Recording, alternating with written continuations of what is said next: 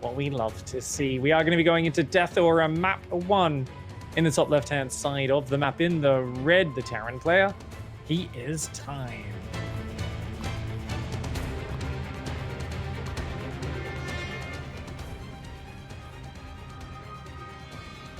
And his opponent in the blue in the bottom right. This is Cyan.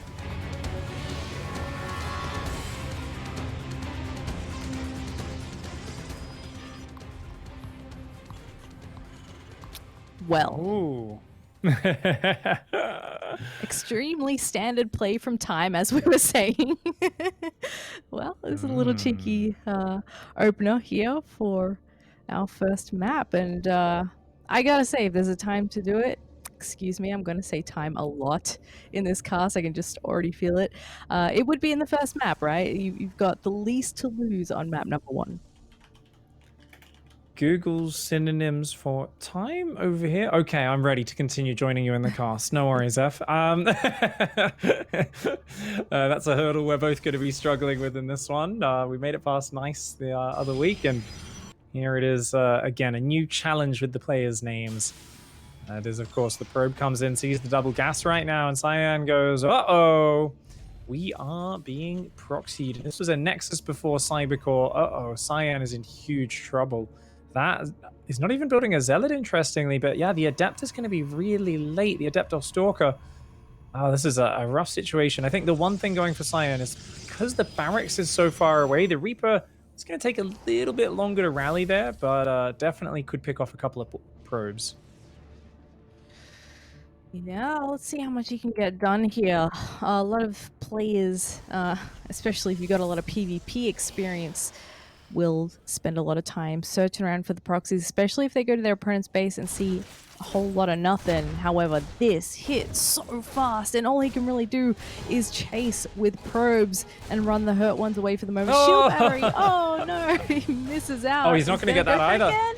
No! Oh, Cyan, he really wants to get the battery on the low ground, but not going to be able to get that started. Now has to send a third probe down, and you went for a nice quick Nexus. You're hoping with this opening that Cyan did to get a bit of an economic edge. This is kind of greedy in the current meta to both not scout right after Pylon and then just go Nexus before Core, because the thing is he's committed to this and then he's scouted and gone, oh no, you actually have your Barracks on my side of the map. This is not good for me at all. So an awkward start for Cyan. Is going to have to slowly break down that bunker using Stalkers. Behind this, Hellions, a starport, and now a command center starting up. Oh, look at this lovely micro on the SCV. Every time the Stalkers try to target it, pops out, starts repairing, pops back in. Gosh, this is so difficult to deal with. It's a lot easier once you got that shield battery to help you out, that's for sure. But this is not the start of the game that Cyan was envisioning, I can tell you that much. And Time back at home is just cruising, man. He's having a field day. He's just continuing up the chain with his tech. He's got CC coming. Everything's coming up Millhouse, and he even gets back into that bunker momentarily again, salvages it, and saves that second Reaper. Ooh, that's a good opening. Throws a big interruption and disruption into Cyan's play, whose tech is now exceptionally late. Link starting at almost 4 minutes. Well, guess what? There are already a couple of Hellions out, and they are loading into a medevac. Now, this is not a 4 Hellion drop, so you lose a single Hellion, and you do lose that killing power, but no shield battery in the main base means that's not as important, right? You can still just double shot the probes. You don't have to worry about that healing as much, and it's going to go straight towards the main base. Cyan does not have a spotter in the top right of his base at this moment. Oof, this could be a little bit rough for Cyan, who's already dealing with a suboptimal commencement to this game, let's say. Those Hellions are going to drop very peacefully in that corner in the shadows and roll on in. Let's see how many kills he's going to get. He's maybe got a few lineups here in prime position already. The Stalkers come in though. Oh, wow, though. Look at that. Back. God, that's so many kills. Did stay a bit too long.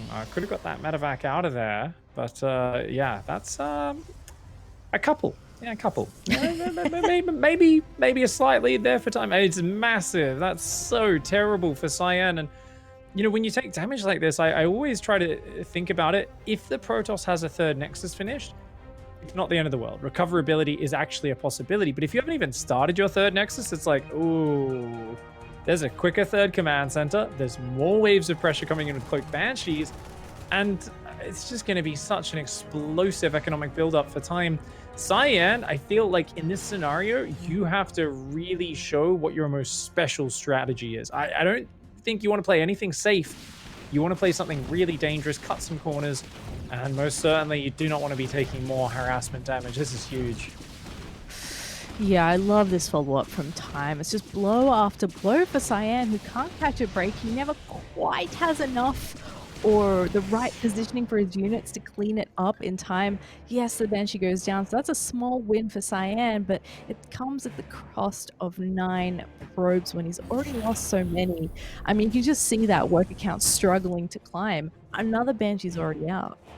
Yeah, you're not meant to have lost 25 workers by the 6-minute mark in this matchup. It is a terrible situation for Cyan, who's got a handful of Blink Stalkers, each one which needs to kill a Banshee, 3 siege tanks, and 12 SCVs. If Cyan can do that, he's back in this game right now. He is trailing. He's going to try to get some presence. But the fact that there's another Banshee that's snaked around him is a big problem. Yeah, this is going to be a bit of a bother, to say in the least. Cyan, I like this move. He's trying to find any way to do damage. He's getting a little bit of vision here as well, just being a pest. But time's sort of everything. He's even got a siege tank up there to make even that little bit of harassment difficult. And then he comes once again with the Banshee. Only gets a couple of kills, but can save that for later or keep dipping between the main and the natural, getting more kills. It ties up some of those stalkers that Cyan has and gives him one more thing to think about. I really love the way Terrans are just doing this heavy aggression early on into that third command center. Ooh, good snipe there. Takes out a reactor that's building. Oh, doesn't finish it off, unfortunately. But picking off a few Marines and SCV is good. Micro from Cyan. I think Cyan's already kind of chilled out in this situation. Is really quite a calm player when he's competing. So I don't think he's freaking out here. I think he's just kind of going, you know what? We'll just try to get up maybe 55 workers, make a ton of zealots. We'll look for the perfect engagements, get as much work out of our Blink Stalkers as possible. He knows it's a very low chance of winning, but he's going to do what he can, make a play, and try to get a bit warmed up, hopefully, and shake off the rust. Because this game one, sometimes you just start off there, maybe not rust, but you're just not quite in the zone. And a bit of a rough opening where you try to be greedy. You're expecting them to play a bit more of a standard opening. You check the common proxy barracks spots. You don't see it there. You go, oh yeah, let's be greedy. Let's go Nexus before core. Bam. Suddenly you're starting off on the back foot, and then you're not ready for the Hellion drop as well. You're not ready for the Banshees behind that. I mean, this has just been a disaster at every turn. Every single piece of Time's harassment has paid off so well.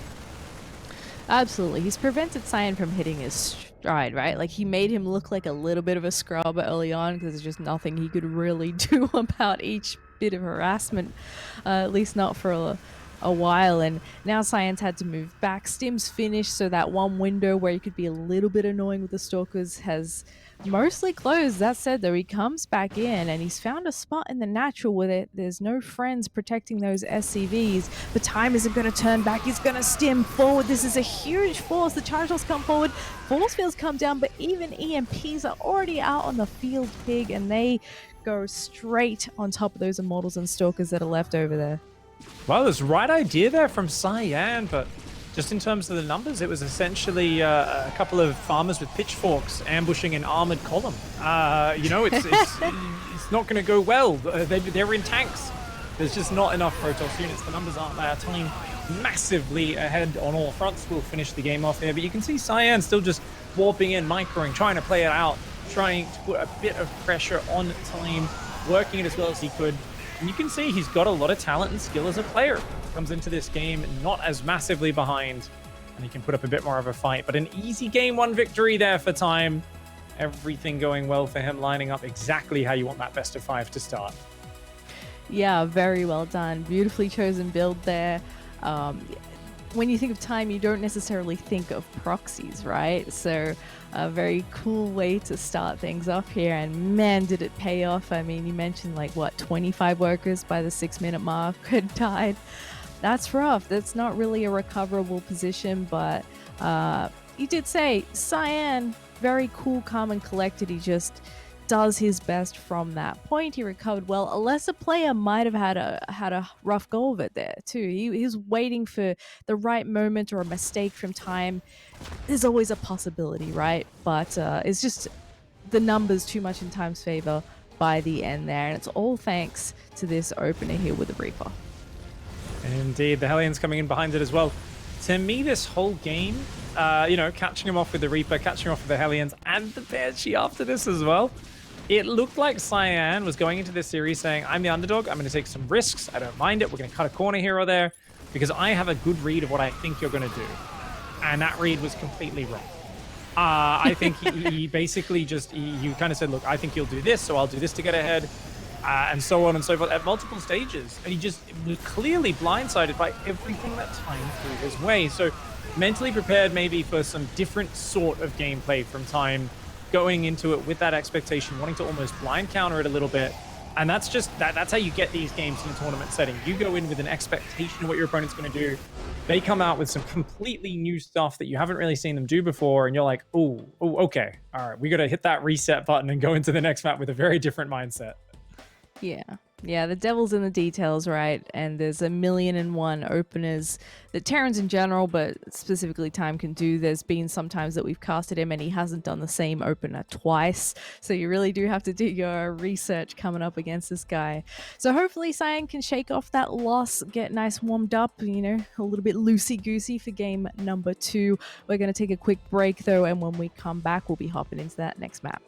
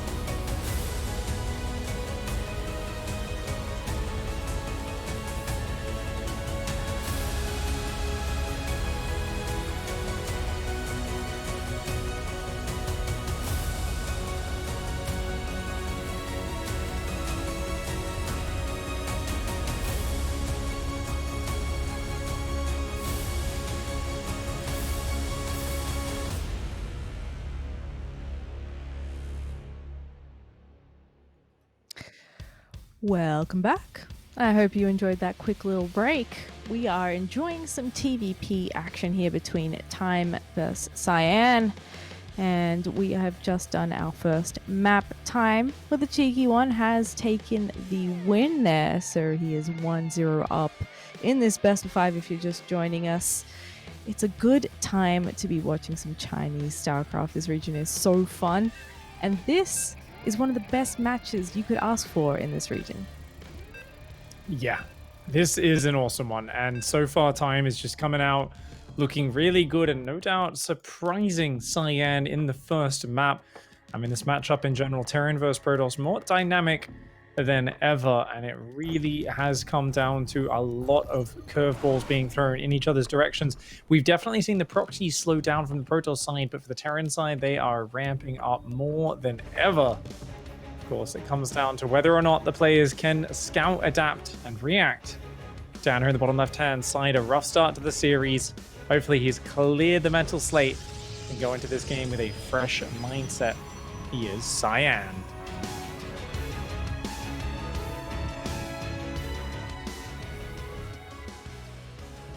And over in the top right, the dominator of this region, it is Time.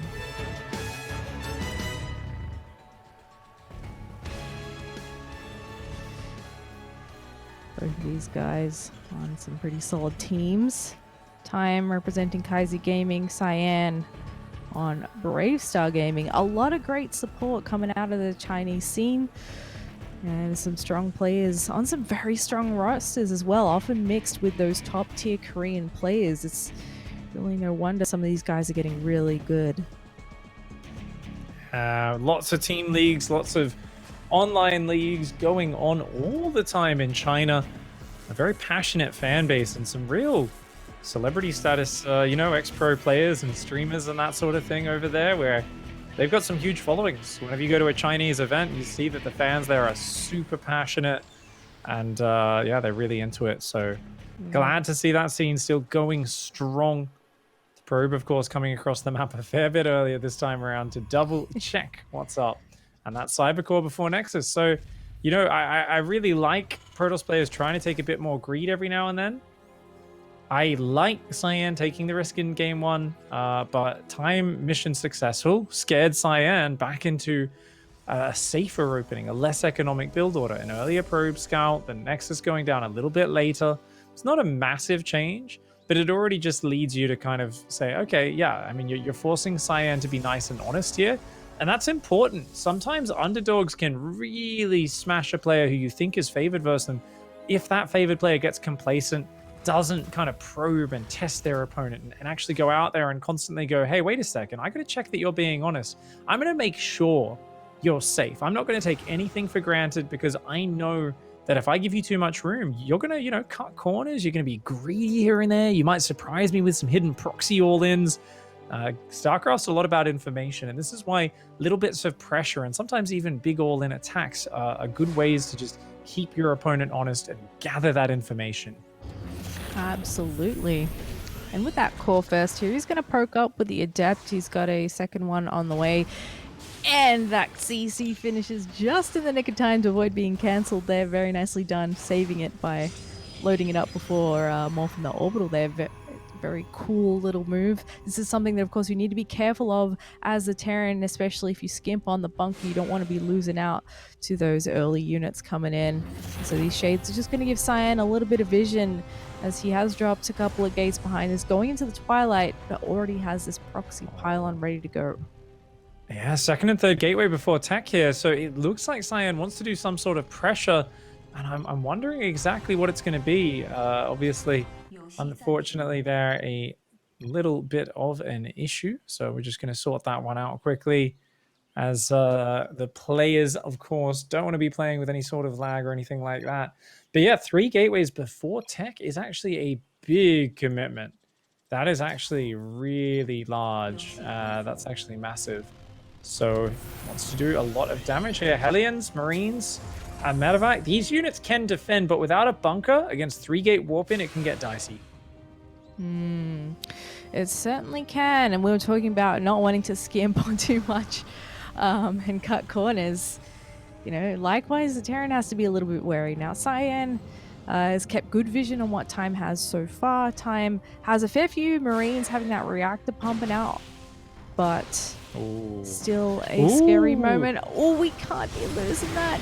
Oh! I was going to say, right gets down. the repair. He does not. The Adepts are going to get targeted down really nicely, though. SCV's having to come off the line to help out here against the Stalkers because they do have great micro potential against those Marines. The bunker is getting close to finishing. Wow, that was a dicey moment for Time there. He's just patrolling the top of the ramp for a moment here, trying to keep those Stalkers at bay. Yeah, keeping the SCVs there, realizing how dicey this situation is. The bunker is now up, so I think he's got to fall back to that, but he wants to hold the high ground. Those Stalkers are so weak right now. So many red hit point Stalkers. Time grabs one more before retreating to the bunker. He's got a siege tank up now. A good hold for Time. Now, Cyan's still doubling down a little bit. And with that tank up, with that bunker up, this may be an overextension. However, that siege tank's very far forward, Zeph. Those Stalkers, though, they are so soft right now. Yeah. Does make me a little bit nervous with that positioning. He actually gets all the way into the main. This complicates things for Time, who is mostly banking on defending at that front door there. But with the siege tank, Cyan is backing off. He's not brave enough to continue to commit here. 2 more worker kills taken there from Cyan. Yeah, a bit of miss micro with those adapts. Cyan, of course, is trying to transition behind this into a warp prism, into what appears to be a mass blink sort of style. Third Nexus starts up, but I think Cyan has to get some work done. Could have got at least 2 or 3 more SCVs with those adepts, I do believe. But a nice hold by Time, who's now just adding on the 3rd command center, the extra barracks. The Marine production off that reactor has just not stopped all game long. A great hold for Time. Skipping the bunker early on, honestly, building Hellions, not having a super quick tank. I think Cyan was hoping to get a bit more with this, and it was very close to. I actually think maybe that Adept Shade, when he first got the medevac, should have been cancelled, because he kind of got those 3 Hellions surrounded, whereas if they were able to micro back and forth a little bit more, I actually think they could have been a lot more effective. Yeah. Oh, I don't know about this. He's already taking tank shots. He targets the Raven. It gets the auto turret down, though. This siege tank gets targeted too, though, and those Marines are having to micro back. Not a huge number of Stalkers left here, though. He's gonna have to blink onto that low ground. The auto turret adding a lot of DPS there. Might need another tank up there momentarily, though, as Cyan continues to warp in here. Well, you know the saying, go hard or go home. Well, unfortunately for Time, Cyan's parents only ever taught him, go hard, never go home. He's just going to attack, attack, attack. He has not left Time's doorstep for the last 3 minutes, and he doesn't have any plans of doing it. He's probing behind it, but it's like, I'm going to keep chipping away at you, picking units off where I can, and I'm only going to kind of tech and transition behind that. So Cyan here really trying to just create as many problems for Time as possible. It seems to be working out okay. I think what always worries me in this situation is that you just overstep one time too many and lose too many Stalkers. You lose a whole bunch of those Stalkers, and they're not going to be easy to replace. Meanwhile, 5 barracks production's about to kick in.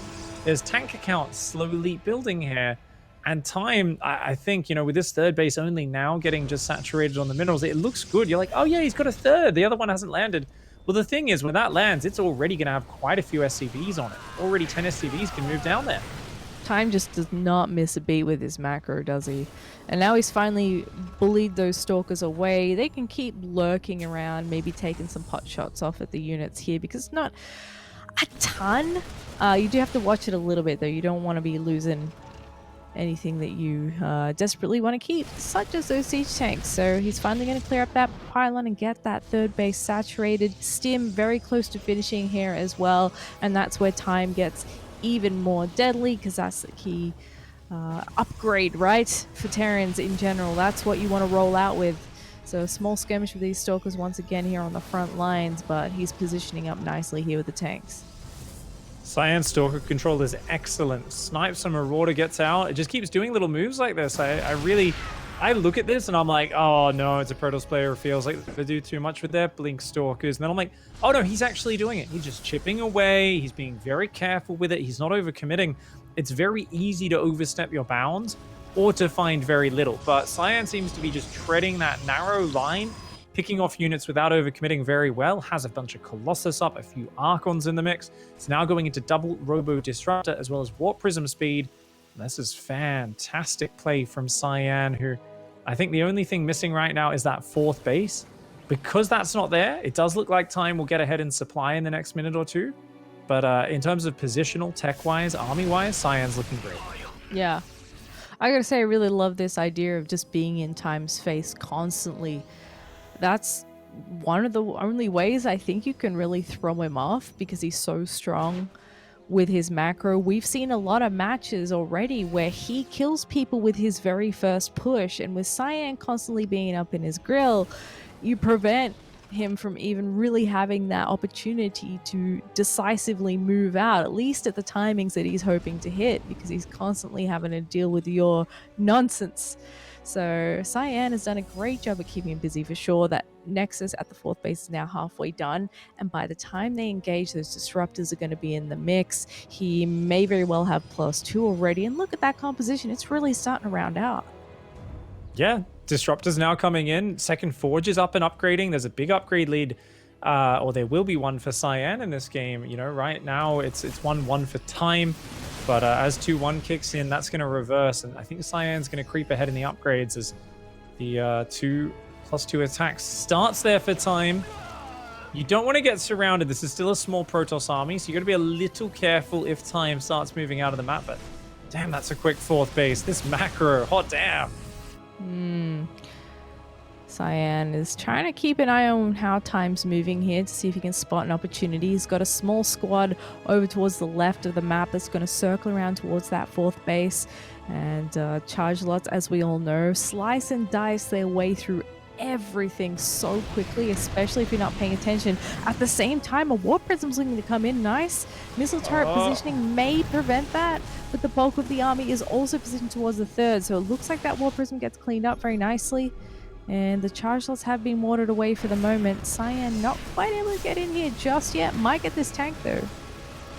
Well, Cyan's getting antsy right now. Wants to pick off a few of these units, shave off some of the tanks, start landing some disruptor shots. If you can push the tanks back, you open up opportunities for your disruptors to start trading. Time, though, wants to punish this absolutely mad rush forward from Time. He senses that this army's a little bit weak. He says, how dare you bully me in my territory? This is my ground.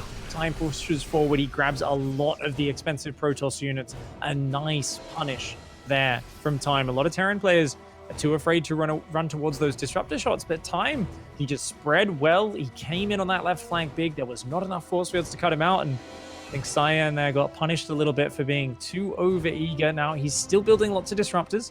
He's got the DTs on the way. I like that second prism on the right-hand side. I think that one's got a big chance of getting into the main. Yeah, really nicely done. Continuing with this aggression even after being beaten back. Time defending brilliantly so far, but that gets really tricky with all these disruptors. Beautiful EMPs there on the front lines. He splits very well there to avoid the hits too, but Cyan's given him even more to think about. He's got DTs in the mix. There's no detection here at this base. He's got to rely on a scan. May want to stick down a missile turret, and he does drop one as I say that.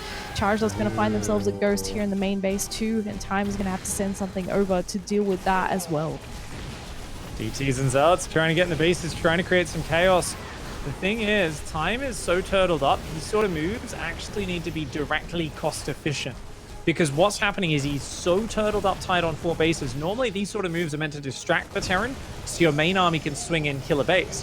That opportunity is not opening itself, right? Cyan does not have a big enough army to punish on the front because of that earlier fight. And these fights, like 10 SCVs, oh, that's great. No, it's actually kind of bad. Head-to-head, efficiency-wise, that is way in Time's favor. Those DTs and Zealots are expensive units. And because Time has lots of mules, he's got a 5th command center finish, he's rebuilding, you know, the economy so easily. He's still got 70 SCVs after 10 worker damage. He doesn't care about that. And it's the efficiency that's hurting Cyan, who needs to get forward on this map now. It looks like Time wants to come out and take a 5th base. I was about to say he's about to come out and push, but clearly that's never his plan. Time just wants to defend and chill. Yeah, this is unusual. We're so used to seeing Time being the aggressor. He's the one that's constantly pushing out on the map, but Cyan's really flipped the script here, and I gotta say I'm enjoying this play from him. He's had a hard time finding ways to capitalize, though. He really hasn't had that huge disruptor hit or that big warp in of DTs and Zealots that's crippled his economy. Nothing like that. Time's defense has been absolutely stellar, so I guess he's happy to just weather the storm here and look for those moments where Cyan commits and perhaps gets a little bit overconfident so he can swarm in and try and punish him like we saw with that first engagement. He definitely seems very patient here, looking for the right moment. That's about 800 DTs marching in, though. That could change things here.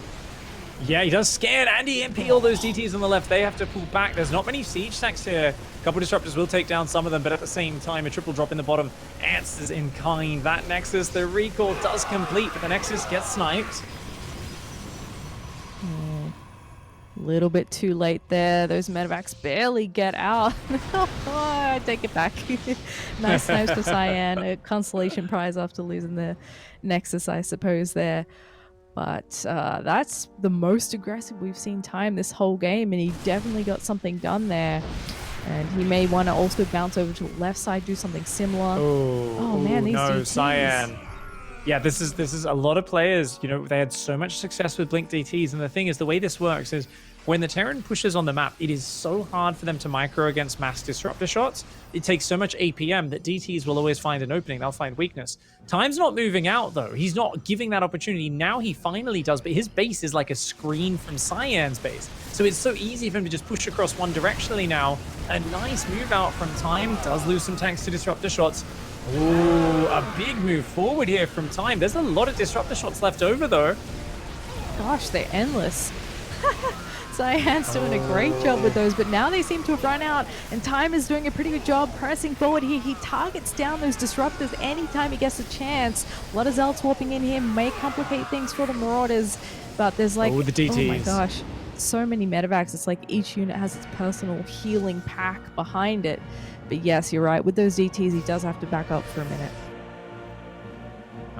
This is a good hold for Cyan, but losing a lot of units, and it's not every day you see a player with 12 disruptors run out of disruptor shots, but it's just the way Time took that position, trying to fight around the angle like he was very awkward for Cyan, and I think he's got to rebuild that disruptor count, but he hasn't done it. He's making a mostly Archon army here. How many ghosts have we got on the map? Because I feel like if there's enough EMPs, this Protoss army will just disappear.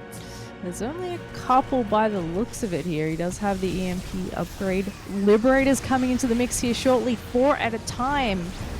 Ooh, EMP not the greatest here. He's still looking for the right way to engage this big chunky Archon army. Only a couple of disruptors in the mix to worry about, but he's going to try and move in here at the same time, going to the Nexus. He sees the recall and pulls back immediately, not interested in losing too many forces there. Right-hand side, though, immediately Time's like, hey, you pull to the left with the recall. I will punish that right-hand side again. Jumps straight on back in. Cyan kind of realizes it, but a little bit too late when his instincts kicked in. That base, oh, he does get there just in time. Yeah, and he escapes with only a couple of Marauder deaths on the tail end there. Looks like Cyan is once again moving out towards the left-hand side of the map as Time swoops in. That's a lot of Archons on the front lines. Not any EMPs left. The Liberators are set up, and it looks like he's winning that fight quite decisively. However, DTs have now chosen the opportunity to blink into that third base. A zillion SCVs going down behind this. He's going to need a lift. There it is. But Time is going to continue pressing forward with the army that he has. He knows he's got the better fighting force at the moment. Yeah, big disruptor shot coming out, but a good spread from Time avoids most of the damage, and that's been the story of this. And this is the moment where DTs are so good, but you need to also have disruptors at home defending, and he's lost all of his disruptors before this. Oh, the Colossus actually doing an amazing job, though.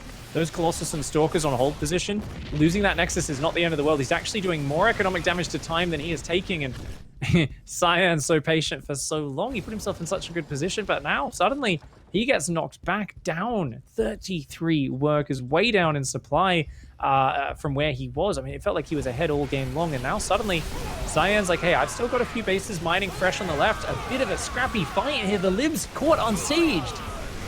They do siege up at the last moment, but that's a lot from Cyan. Does Time actually have enough to beat this back? Because there's more DTs lurking around here.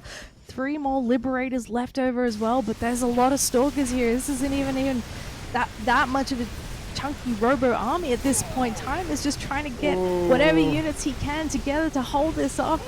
Is he doing it? Does he have enough? He does not. Cyan takes a brilliant game number 2. What an engage there, and a series of fights from Cyan. Good patience, time there, just wanted to weather the storm, sit back and hold on that whole game. And you can see Cyan getting antsy. He's like, dude, come out so I can run my DTs into your base. He was trying to find openings.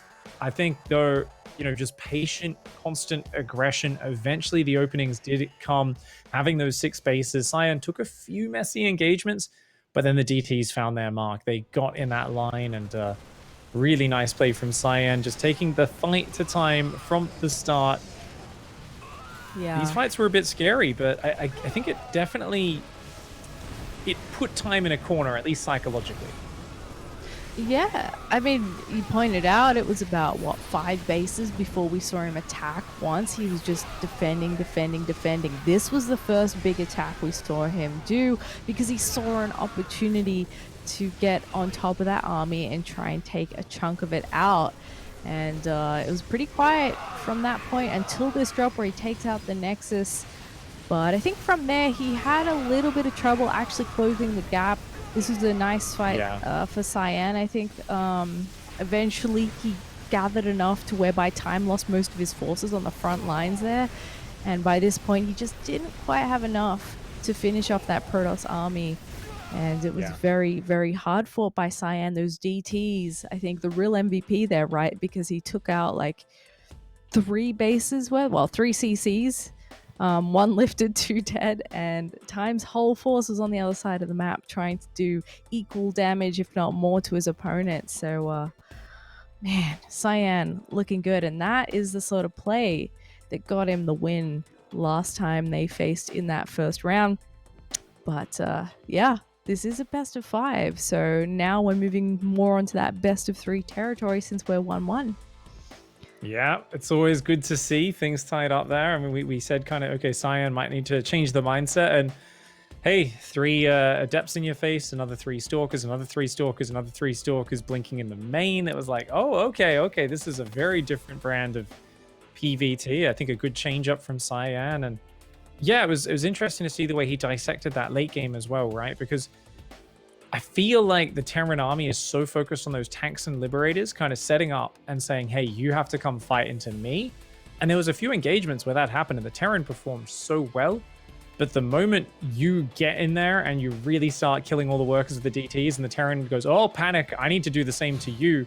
You see the bio just stem way ahead of the tanks, and like you see these like colossus just falling back through shield batteries and slowly shredding down the whole bio army, the occasional disruptor shot landing.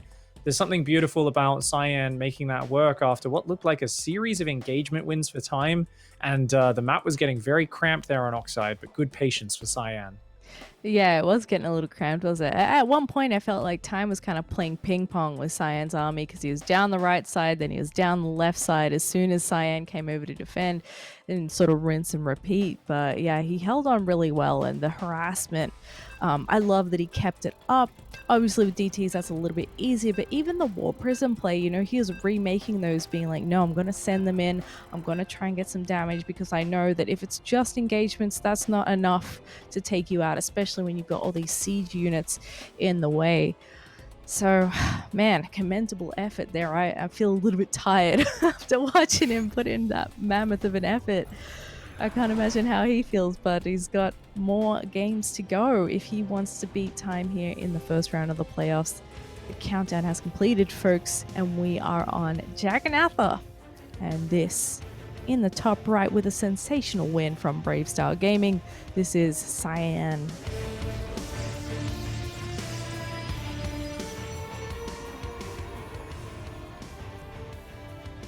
And down here in the bottom left-hand side of the map, in the blue, the King of China, he is Time.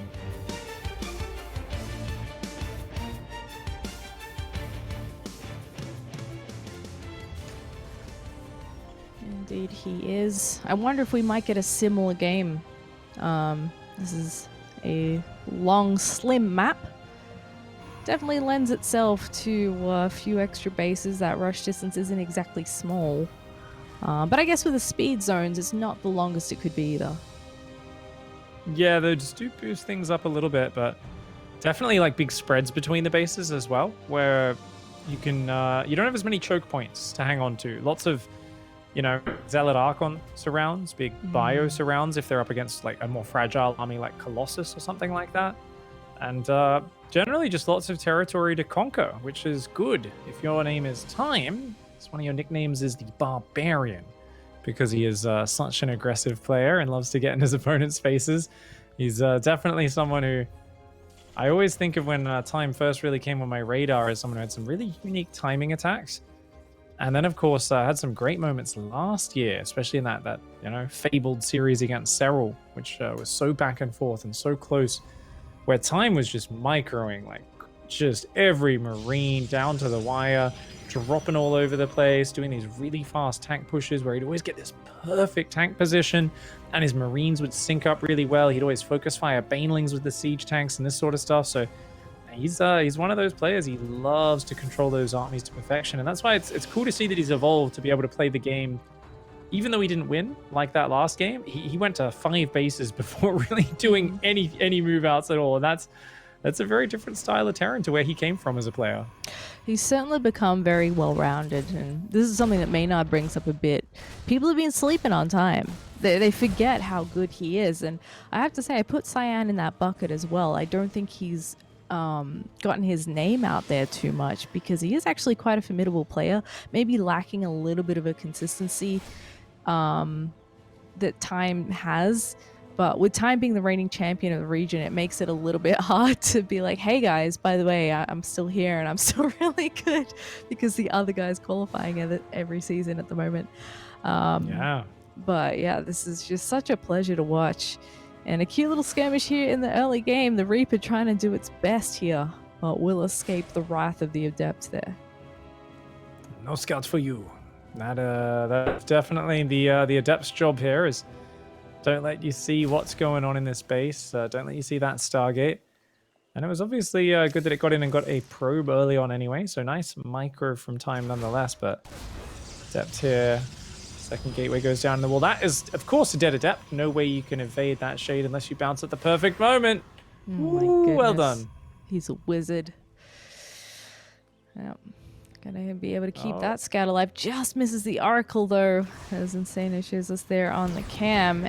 Oh, doesn't make it into the main. Cyan, big brain, knows exactly where to put that Adept to deny the scouting. There is a mine here for defense, but it's over at the front. The Marines, however, are positioned close by for the defense of that mineral line.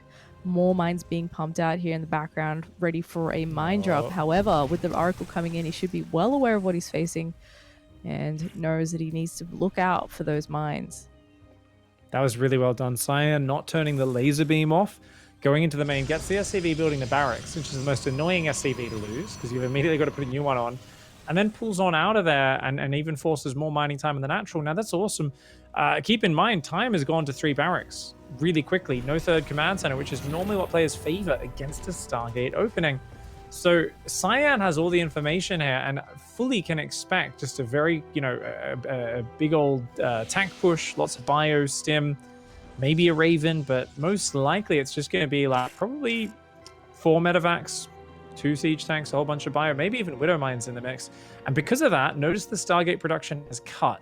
It's just straight into Blink, 3rd base, and Cyan is going to look to jump that gateway count up pretty soon. I would imagine cutting probes, maybe at about 52, throwing down a whole bunch of gateways and trying to scout. It's very important for him to see, is there a 3rd command center from Time, or is he just committing super hard to this push? Yeah, luckily with that Oracle, he has a lot of scouting ability. He can keep the revelations on the army, understand the movement, what's coming down here. He's got the Adepts positioned here nicely on the 3rd as well to make sure he's covered all his bases. And those 2 drops, ill-fated. Gonna move out just as that Oracle swings by as well. So that gives him about as much warning as you could ever hope for. Stalkers move out here for a second. Consider intercepting, however. Does just peel the one off. Looks like Time's trying to bait him into this. Ooh, 3 Adepts come in, though. They were ready for the counter. The Bio on the left is still going to start engaging. A bunch of SCVs will go down. Nice little push forward here. No shield battery on the third. A bit of a panic blink backwards here. And, ooh, Revelation does come in, but the Bio doing pretty well so far. And does blink there. Just only takes a tiny bit of splash damage. 6 SCVs go down, but 9 probes do fall of his own, and a quick evacuation from time. A wise decision as these Stalkers on the hunt looking for those medevacs. Will they get them? I don't think so. Just a little bit too slow. The second boost comes in and those Marines can unload, meet up with their buddies. I really liked how Cyan dealt with those mines, didn't take too many shots there. Getting a little bit fresh with the Bio. With the Marauders in the mix, it's a little bit harder to take those small fights, but he's still looking for ways to do damage, knowing Time doesn't have a third base.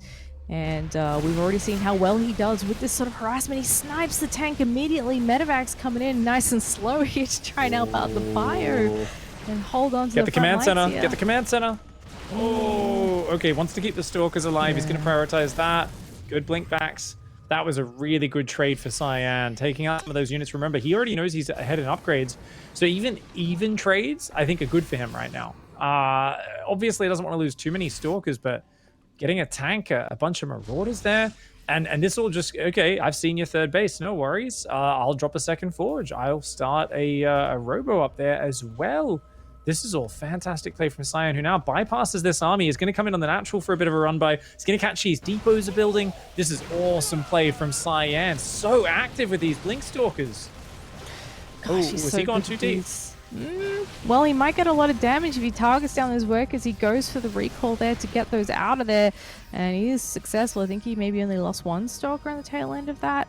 Goes back home, warps in. He's got 66 probes. That's full saturation on his 3 Nexuses there. Getting upgrades out here too. He will take the lead in just a little while with that. And now heading into that Templar Archive, so he can start adding in that charge that he likes so much. A few Archons. And of course, there's that War Prism on the way as well, and that's when the harass can really ramp up if he wants to continue with that multi-prong attacking. He's already got some Zealots ready to go on the left there. Oh, this is such good play from Cyan. The 4th base is already up, but not probing it too hard, just kind of mixing units and probes and realizing, oh, okay, you're not going to push. You're actually turtling up now. Well, you know what? I'm going to probe my 4th base and get that mineral line fully saturated. It's a low-gas mass Zealot style from Cyan, which is really good right here and now. If Time pushes out, he will get absolutely destroyed by Cyan. Good pick off of 2 Stalkers, but if he just adds lots of ghosts and upgrades, like the longer it goes, mass Zealot's not that effective.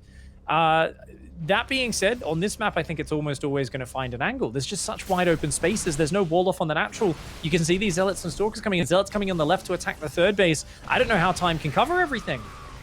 Yeah, this is a tricky map, I feel, for Terran, trying to defend multiple angles and find the right positions. Zealots kind of come in a small group at a time. He does deal with the back end, but the front end, maybe a little bit of carnage here. The Zealots are getting dealt with, and he does deflect that with the 3 siege tanks firing on those. Not looking too bad for the moment. Continuing that SCV production 3 at a time, starting to catch up to his opponent now. But Cyan is going to continue at least a little bit of aggression at all times now, moving that War Prism around to the left side.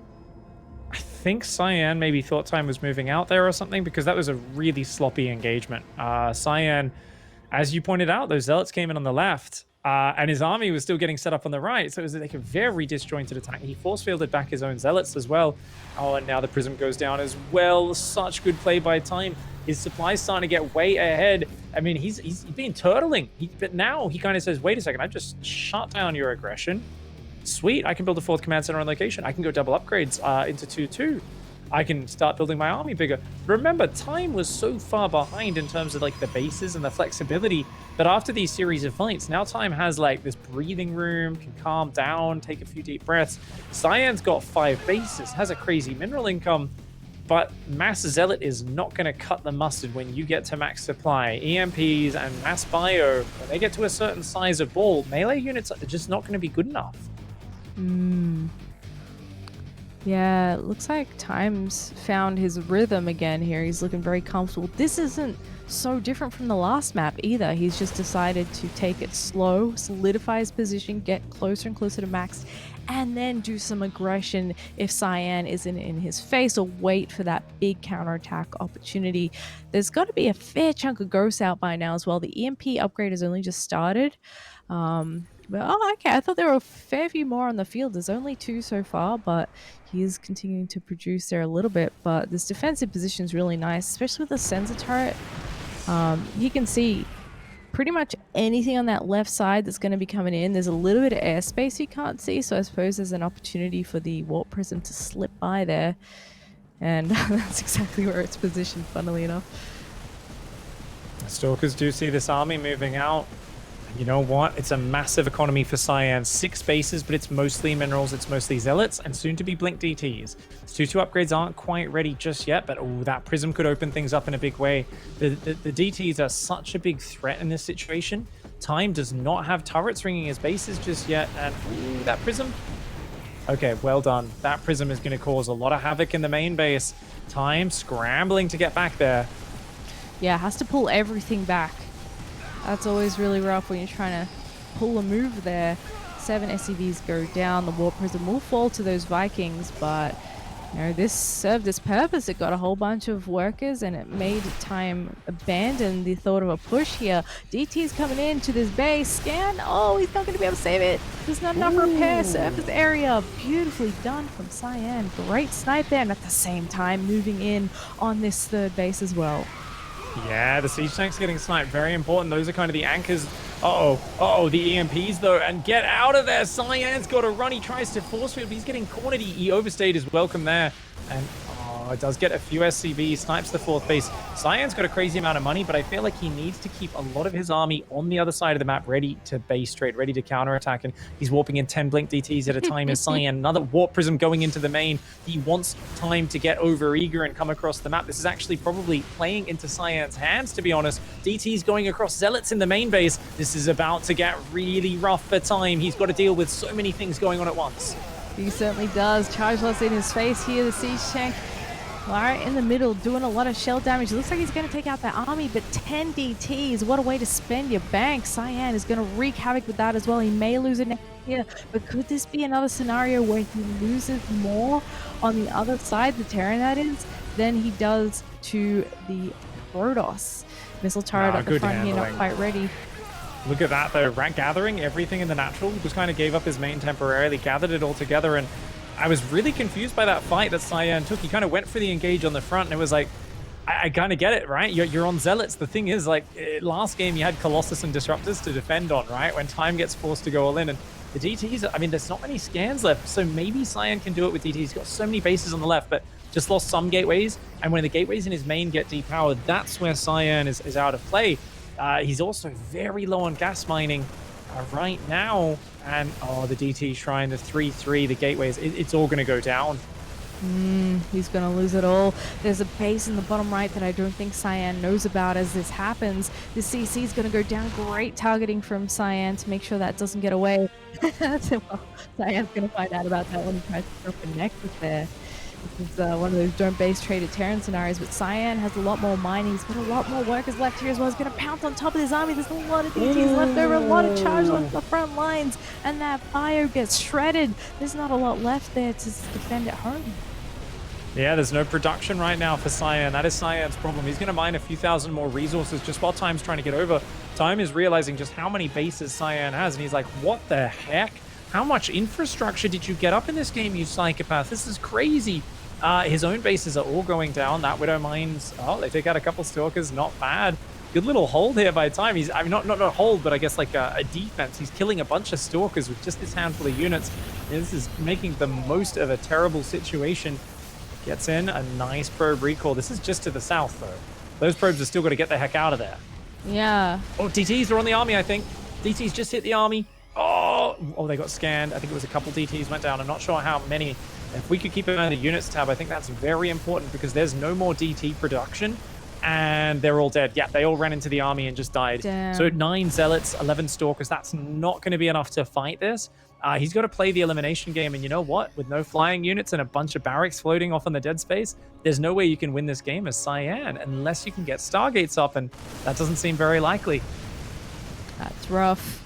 I thought maybe with DTs left over, because time is really limited on detection and scans, but yeah, his standing force is just looking a lot better than his opponents right now. Great job depowering all those key structures, getting rid of the nexuses, and now he's still got a CC in reserve. I think he may have one more somewhere. Oh, that's just the other one. But yeah, if he can, sort of get moving here, mining, defend that base. I mean, already he's got so much more than Cyan. Cyan's got a whole lot of money. He just hasn't really been able to spend it. Maybe now that he's not supply blocked, he could potentially get a bit more if he can drop those pylons on key structures. But he's going to go for a bit of a cleanup crew run over at Time's base to try and hinder his progress here. Well, this is that funny situation where Time is kind of just turtling on that command center, but without an SCV to build depots, or mine, you're kind of just like, oh, you're gonna have to split up at some point as Time if you want to win. And there's a Void Ray coming out, right, which can pick off the barracks.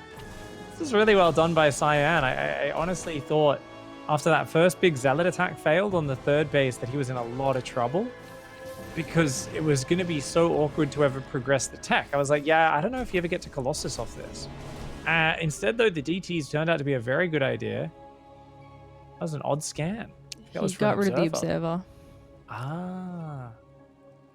Cyan was just having a peek at what his mate was doing over here in the corner. And he moves forward, snipes that tank, which is really nicely done. Those structures are now going to try and find a new home on the opposite side of where he originally spawned. And that is still a formidable force for Cyan to contend with. It's going to be hard for him to close the distance here. I think Time might have spotted that little observer there again, but the Stalkers, here they come across the map, looking maybe for a snipe. I'm not really sure what the game plan is here for him. Gets a ghost, runs. Not a bad way to go. The ghost sound effect is one of the funniest things. Always dramatic, the ghosts when they do go down, but that bio is coming forward. Maybe a bit too far forward. The Zealots and Stalkers try to jump on it, but the rest is right behind it, and that's a lot of medevac still. Ooh, big EMP on those back units. He's going to micro nicely away from those Zealots. Moving forward now, it's too much for Cyan, and Time, down to the last few structures, but with a strong army, will take a 2-1 lead in this series. Man, we are being spoiled with these matches. It's so close. Oh, that was a good one. I cannot believe how close that was. And it was actually, I think, perfectly played by Cyan for the first several minutes of that game. I think Time, having his information blocked early on, thought he was playing against a Twilight build. Honestly, I mean, we go back in that game here with the replay. At this point, I think Time did a nice little move here, got a handful of probes. Seems okay. Only lost 6 at home, killed 9. The problem is no third command center even started, and this lovely blink in. This was so well done. Yes, some Stalkers go down, but you grab a whole bunch of Marauders, a siege tank, and this unfortunately is where Cyan, I think, let that lead slip away, because Cyan was on 5 base versus a barely 3 base Terran, and then takes a really disjointed engagement here against Time's amazing defense, honestly. EMPs, tank spread, and Cyan kept trying to make it messy. But I love that Time just respected it. Always pulled his army back as needed, committed a lot of units to defending, and managed to get everything together at home as well. So even in this base trade scenario, Cyan had to pay a crazy tax to get in and crack the production of Time. The decision making was unreal. I mean, even from Cyan, he was very calm and collected with how he handled that. But Time just knowing exactly how much he can risk to still come out on top in that scenario when you've got, again, 10 DTs on your front doorstep, killing everything you got, it's just so impressive. And that's a level of finesse that I think is often the difference between the playoffs players and those that don't quite make it out of groups, or at least not make it out consistently.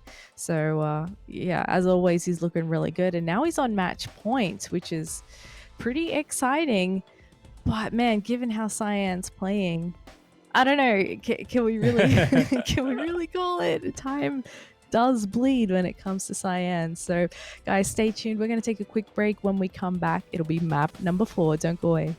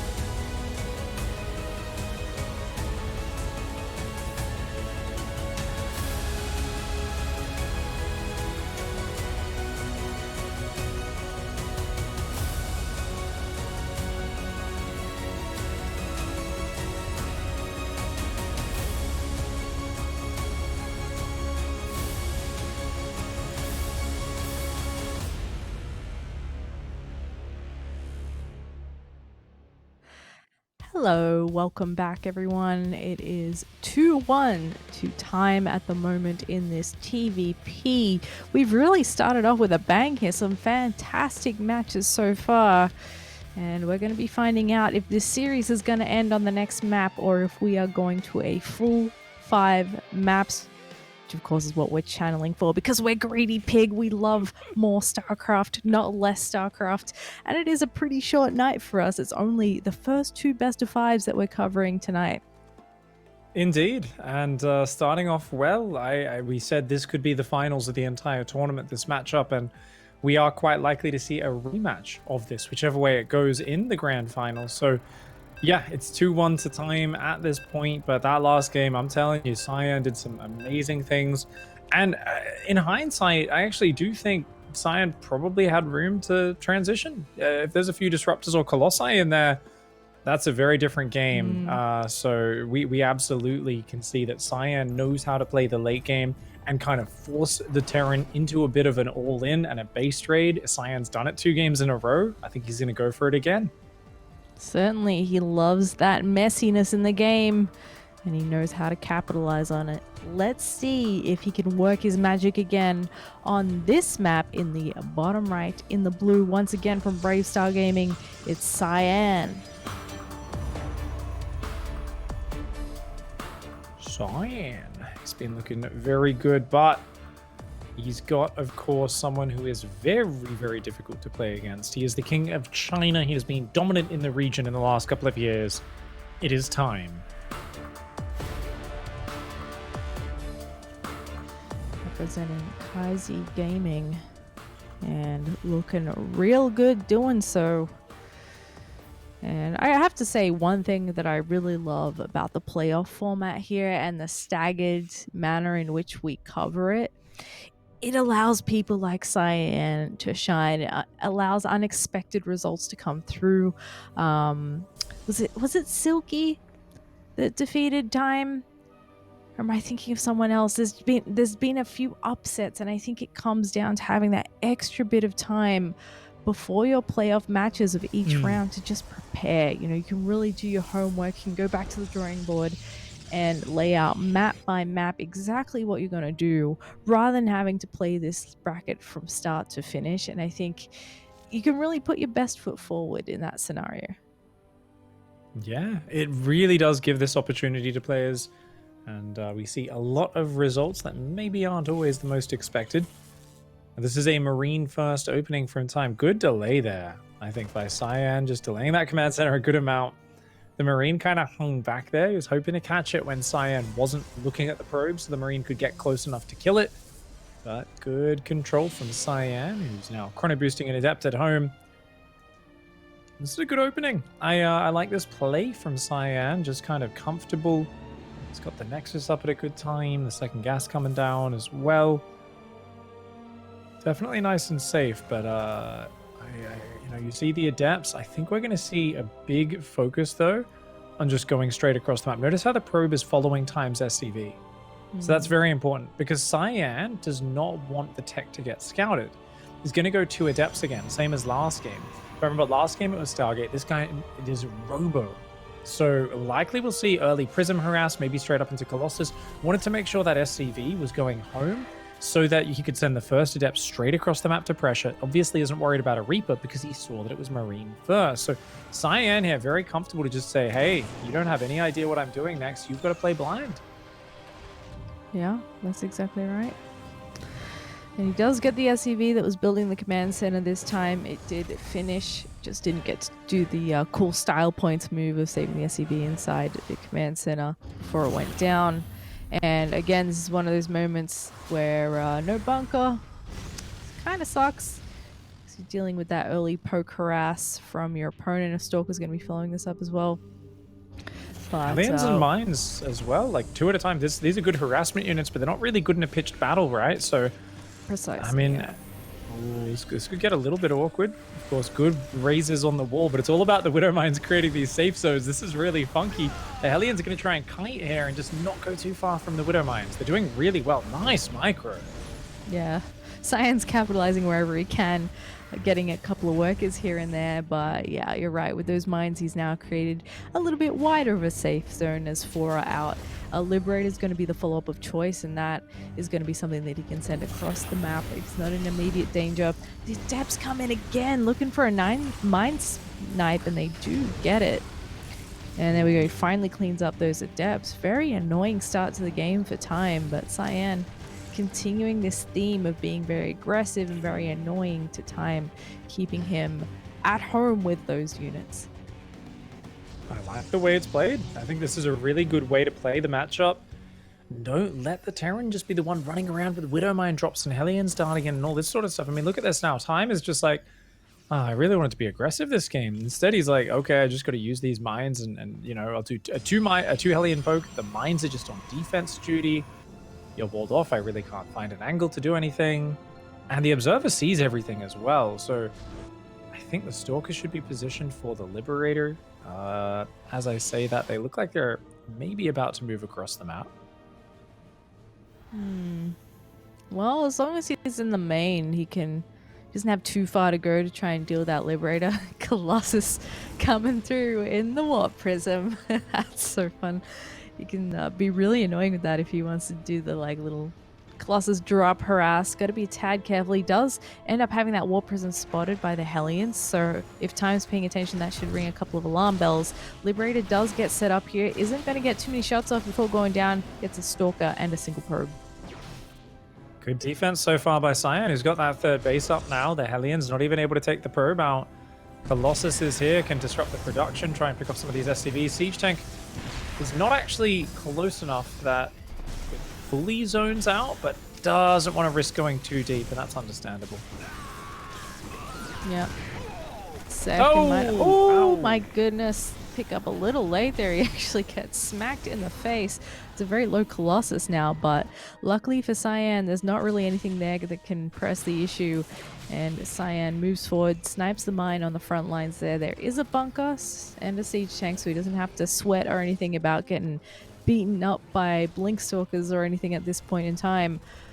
But that Colossus is still going to be patrolling and doing some damage. Nice siege tank positioning there at the natural, though, is going to prevent that. In the natural mineral line, at the very least, he could always try and swoop back into the main, but he may be a little bit cautious knowing that there was a mine on the edge already once before. And what is Cyan doing from here?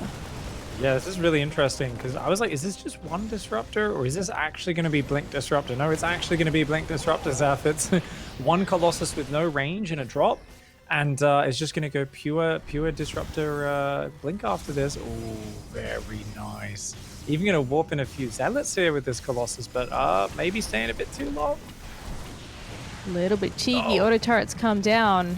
He's not quite targeting that Warp Prism, so we'll get away for the moment. Time has to pull some units in to deal with those charge lots. Sorry, Zealots didn't have charges yet. Yeah, but this is really cool though, because you don't know you're up against Blink Disruptor yet, right? You've just used all your Raven energy. Yes, and this feels like Cyan's like just going to do an old school early legacy pushing style where it's like, no, I'm just in your face throwing disruptor shots, picking off everything with Stalkers. These Stalkers coming in right now wants to try and break this position. Ooh, a bit of a crazy engagement. Time is going to punish this so hard. Those siege tank shots are brutal. Oh, that's such a low Colossus. He does save it for the moment.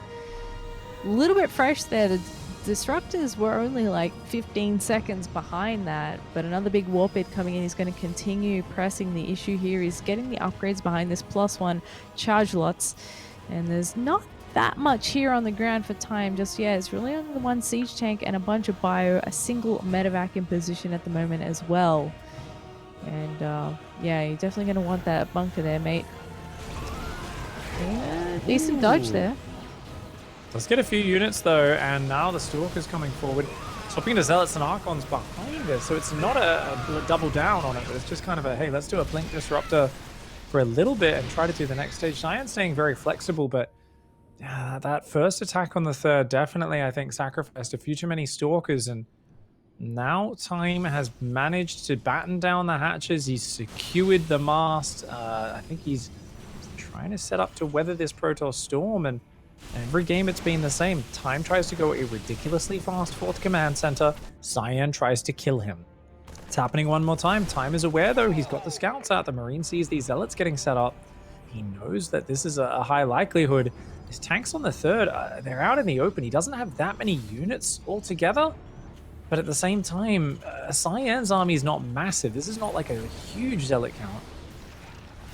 No, with the SimCity, it's a little bit harder to actually get in here too. Might give the tanks an extra couple of shots. He does stim, having to deal with the zealots that came in from the side as well. Disruptors are on the front lines ready to pop. And he has to back up from that. Disruptors. This is so good though. If you can just zone out the bio with the disruptors, that bunker is doing so much damage. Finally, it goes down. There's still 2 disruptor shots off cooldown there. Tries to come forward with the bio, but ooh, yeah, the disruptor shots will secure the retreat there, at least for a little bit. And Cyan, unfortunately, had lost the Prism. Not able to warp in more units, but has a 4th base behind it. 2-1 upgrades versus 2-2. I keep looking at these fights and going, who's coming out ahead? And I'm really not sure. The 4th command center survived and just finished. I think we're just going to the late game. I think so. So we're following a common theme here, aren't we? And I gotta say also, I cannot believe that Colossus is still alive. It's been on such low health for so long, but it refused to die. And Cyan's going to continue the aggression here. Could get the sensor turret, prevents that bunker from being rebuilt there as well. There's a nice supply drop on the front lines if you want to snipe that later.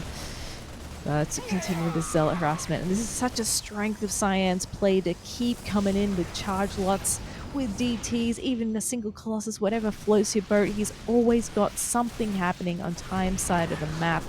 And Time does a pretty good job at cleaning it up, but eventually he will slip. There's always one time where he just doesn't quite have enough of a spread, or he doesn't have the detection to defend against this ongoing harassment. Even now, he's having a little bit of a bad day with these Stalkers because he just doesn't actually have that much fire to run around. Prism comes in the main. There is 4 Marines there. I think the Zealot drop could go for it, but another 8 Marine drop returns, and 12 Marines, more than enough to defend the Warp Prism. Army, of course, on the south side. It's still a bit bare bones, right? It's a bunch of disruptors, Archons, Colossus, lots of splash damage. It's explosive. You surround that with bio and it can go down rather quickly, though. There's not a lot of meat there. This is, though, Cyan sensing I have the advantage and I want to keep pushing this. Time is spread out so thin. That's what happens on this map. Lightshade, you get so spread out. Look at the space between the 3rd and 4th. He can't cover them both at once. And this is what Cyan wants to punish. Coming in from both sides. Massive army swinging on both the front. Stalk and Zealots on the north. The tech units on the south. The splash damage is going to come in big. Oh, not able to take out the planetary. Not able to take out the 3rd on the top either. It's going to have to withdraw. But Cyan did not lose many expensive units. That's a good trade so far. Still poised. Ready to pounce if there's an opening. Now forced to repair that planetary again. The bio just having to bother with taking care of those charge lots first before anything else, and microing on 2 fronts because he's still got to deal with these Stalkers. If he goes forward just a little bit, he'll actually find the Warp Prism and be able to eliminate that.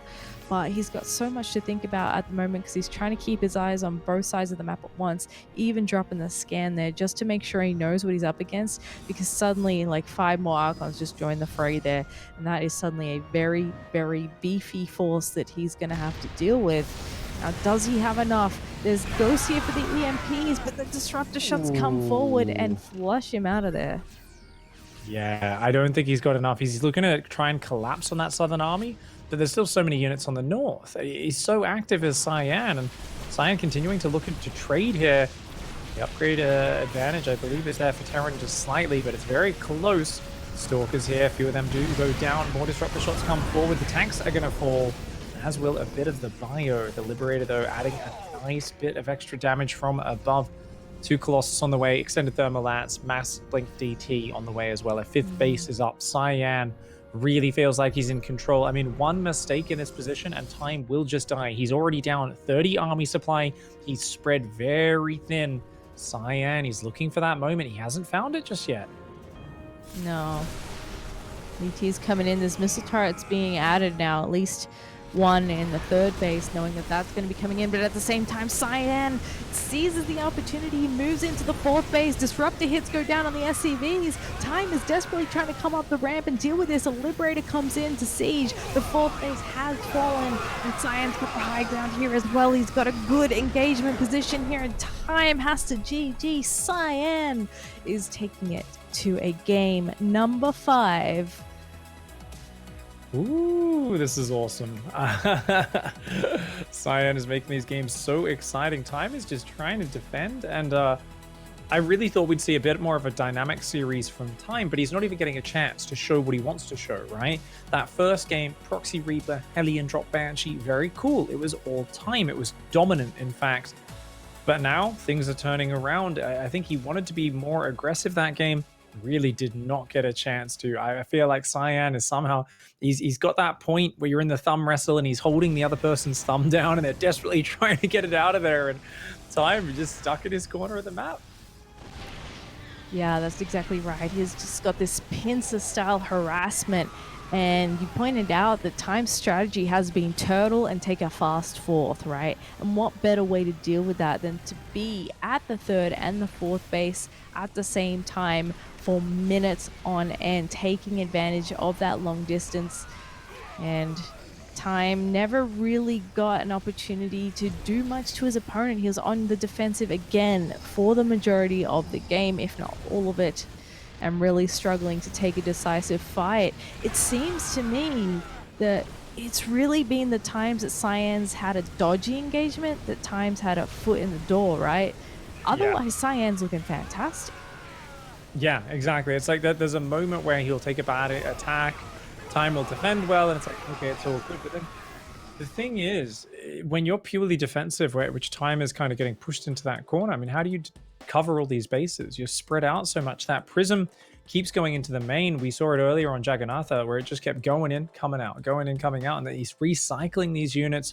He's threatening on multiple sides, and to manage a two-front push like that over several minutes, like that's a very cool way to finish a game. It's one which a lot of players, lesser players, would absolutely mess up. But yeah, the chicken brother does end up winning. That's right. That's the literal Google Translate translation of one of Cyan's nicknames. He ties up the series 2-2. I'm sure someone will be messaging me a bit more of an accurate translation of that. But I like Chicken Brother. I think that's a great nickname. Was that the Google Translate version? Yes. Oh, bless. Yeah. The Chicken Brother, he comes at night. His zealots are strong and his colossus. Oh, they're so scary. Yeah, wow. Yeah, he's looking great, man. I don't know. We could be in for the upset. We chose Time across the board, and it's almost funny that we do that too. Obviously, he's got a million achievements, so it's hard to not pick him, but we forget Time has a rough go of it against Cyan sometimes, and now going to a map number 5, it's entirely possible that Cyan takes this one too. He's been so in his face this whole time, and it's going to be difficult for our Terran player to find a way to not be on the back foot. But our next map is Submarine, isn't it? That's a very different it's a very different environment to play in from these like Jagannatha, Oxide, bigger type maps. So let's see how we go here on our 5th and final map between these two guys. In the bottom right, in the blue from Brave Star Gaming, it's Cyan.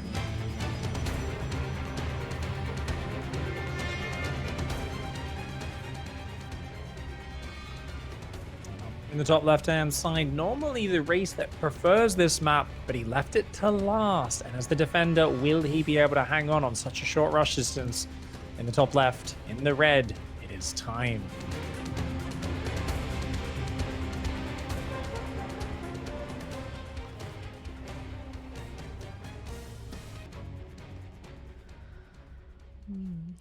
This is a different flavor. That's for sure. We've had a lot of long macro, base tradey, scrappy games that have been so much fun. But maybe you take a different approach on the map with a very short rush distance. Yeah, I wonder, because Time seems to be wanting to just defend. I don't know if it's the right tack. this map is so popular for those really quick tank pushes, but Yeah. definitely something that can, it's a lot more committed than what Time's been favoring. Time's been favoring like dynamic light harassment into 3-base play. Really mega macro play. On Jagannatha, he played like the old school standard.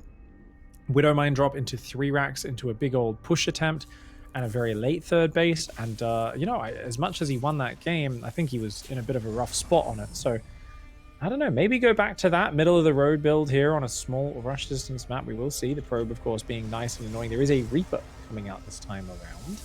So no Marine first opening. It's Reaper into Marine, Adept on the other side of things for Cyan, just now being chrono boosted. Reaper going to come across the map. Factory is on the way. The SCV scouted everything. Ooh, nice job on this probe. Oh, gets it. Wow. Very nicely done. Yeah, Time hasn't been that big on the tank pushes. Even when they're all the rage, you don't really see him do that much of it, at least not the super committed version, which I think is really cool because now the meta's shifted a little bit. I feel like it's just kind of played into his hands because he hasn't had that many adjustments to make in his play. But yeah, Cyan has actually opted for the Robo again here in the early stages of the game. Well, you know, there's no ramp on the natural, right? This was the build on Oxide, and Time has been skipping the bunker every single game. And actually, it wasn't. Oxide was 3-gate, wasn't it? Sorry, I'm thinking of the Colossus build. That was just the previous map, wasn't it? Yeah, right, Jagannatha. Yep. Yeah. Oh! Ooh. That was a cute little move, but he does see the Robo though. Yeah, that's important. Now, there is a 2nd and a 3rd gateway, though. And the Prism, so I'm keeping my eye on the probes. Already a tiny gap in probe production. No, only a fraction of a second. Nothing to pay attention to. Because you can go for a really committed Prism drop with this, but it doesn't look like it. I don't think the Prism and the gateways are early enough to be like the super hard one. I think it's just going to be a bit of a depth drop pressure, microing in and out. Now, with a Cyclone that's already out, that's not going to go too well. The Adepts dive forward, but the Cyclone does mix those odds up a little bit. And does take out a bunch of Marines, but all 3 Adepts going down. I think that's an okay trade for Time. Yeah, that's not too bad. And if he continues forward on the right path, he's actually going to see this before it arrives at his base. He will be meeting the Stalkers and Warp Prisms in the middle of the map. Tiny lock on there as he moves back towards the safety of the natural. A tank is almost out here as well, and that's going to help a lot with defense. And Cyan will have to assess where he wants to try and press the issue here. A bunker coming out for Time as well now because he doesn't want to risk it, knowing, okay, this is another game where you're going to be putting a lot of pressure on me. The first game was the only one where he decided he didn't need a bunker, but since then he's realized he needs a lot of defense here. Bunker finishes just in the nick of time, and he does have to get out of there with those Stalkers. You can see the way Cyan moved forward, wanted to snipe the tank for a moment there, then thought better of it and did pull out. Keeping all the Stalkers alive is very impressive. He's going to continue to try and do Stalker drops just around the backside. And just staying out of tank range, denying a couple mineral patches, gets the depot in production. Doesn't even get cancelled, actually. 3 SCVs, really nice. Ooh, such good micro by Cyan. Just picking off so much stuff.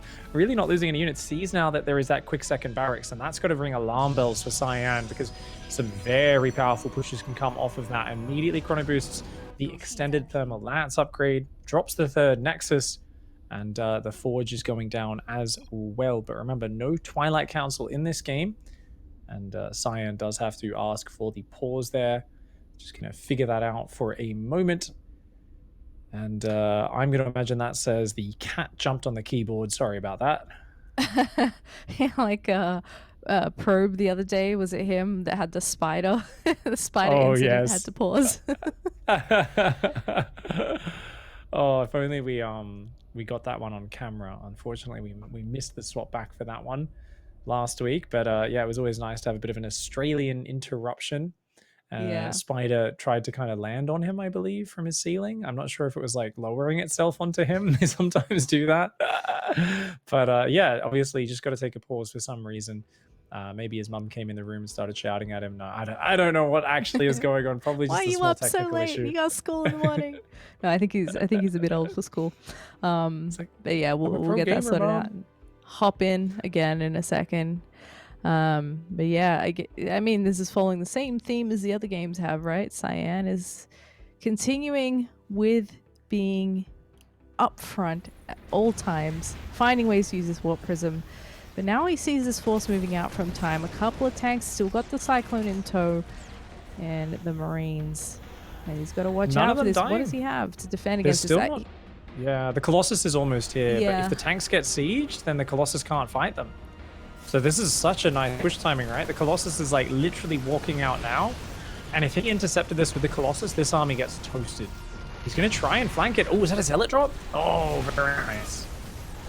Very cool. He's actually going to get rid of one of the tanks at the very least, but now spending all that time focusing on the siege tank. Oh, he tries to get the Colossus, but Cyan saves it beautifully. The Cyclone very bruised as well, and they have to agree to disagree there and head on home. Cyan having that cancelled third, and time staying intact for the most part. Does lose a couple of siege tanks, but you got something done there. Reaper somehow finds a way back into the base, gets a couple of probe kills. Very cool. Indeed. Fascinating to see how that's going to evolve. Third command center goes down on location there. You know what? It looks kind of even here. The third base staying alive for Cyan was very important. But losing all of those stalkers, it does take away a bit of your flexibility. And being forced into the Zealot's not that great. However, answering with a bit of damage of his own. The Cyclone really wanted the lock-on the Prism. Not going to be able to work that. Ooh, some Vikings though. Oh, you got to recall the Colossus. Yeah. Oh, now is he going to lose both? Can he? Oh, half well a hit. done.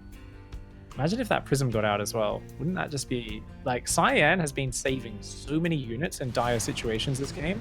Vikings are faster. They should be able to secure that, though.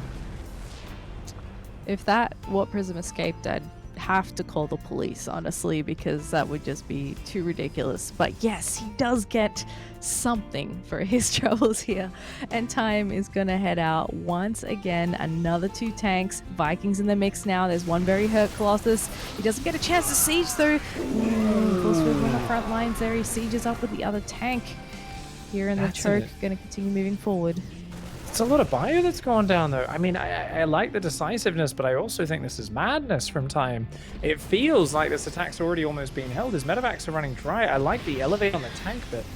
Oh, I don't know. These Colossus coming. Zealots are done. Oh, this is a terrible situation for time. He's going to take out one Colossus. Can he get another? No, not at all. He's going to lose so many of his units here. The Marines have to pick up. Oh, he does save some of the bio. Good micro from time.